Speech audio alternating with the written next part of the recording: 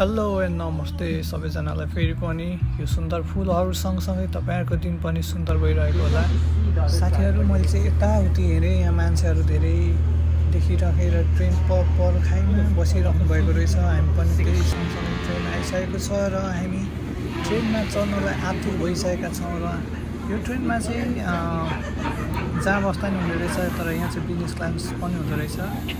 साथीहरु अहिले हामी हाम्रो गन्तव्यतिर पुग्न लागिसकेका छौँ र यो ठाउँमा अँध्यारो भइसकेको छ। साथीहरु अब हामी ट्रेनबाट ओर्लेर म चाहिँ फोटोसुट खिच्न लागिँदै थिएँ, भिडियो बनाइछु।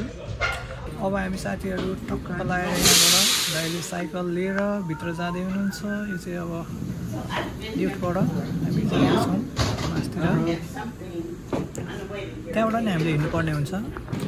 साथीहरु मलाई चाहिँ यहाँ अचम्म लागेको थियो क्या, यहाँनिर यो टिन हो कि के हो, ठ्याङ ठ्याङ ठ्याङ ठ्याङ आवाज चाहिँ आइरहेको हुन्थ्यो। र यहाँ हाम्रो दाइहरूले अनि प्रोफेसरहरूले पनि आवाज निकाल्नु भयो। र त्यसपछि मैले के गर्दैछु भन्दाखेरि टक्क अब सेल्फी हान्न कोसिस गरेँ। अब यहाँ चाहिँ हामीलाई अलिक अप्ठ्यारो लाग्यो, कन्फ्युजिङ भयो। त्यहाँबाट स्कुटर जान्छ भन्ने सोचेको थियौँ, तर नजाने रहेछ। तर त्यो बाटो होइन, हामीले राइट ह्यान्ड साइड जानुपर्ने, त्यो माथिबाट बाटो आउने रहेछ। हाम्रो यहाँ गाडी पनि आइसकेको छ हामीलाई पिकअप गर्नलाई र होटल लगेर ड्रप गर्नलाई। र साथीहरु हामी होटल आइसक्न चाहिँ अझै टाइम लाग्ने रहेछ। यहाँ पछाडि हामीले आफ्नो सामानहरू लगेजहरू राख्दैछौँ।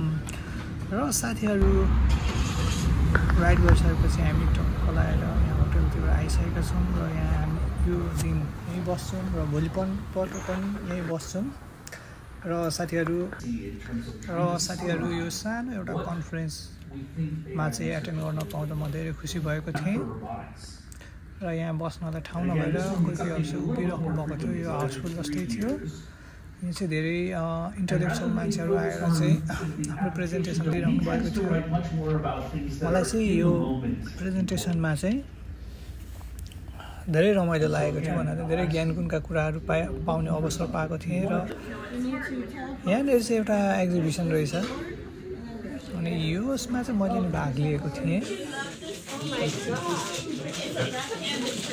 Student in their regular assignment, paper, and then artifacts, reflection, all of those things were based on the AI.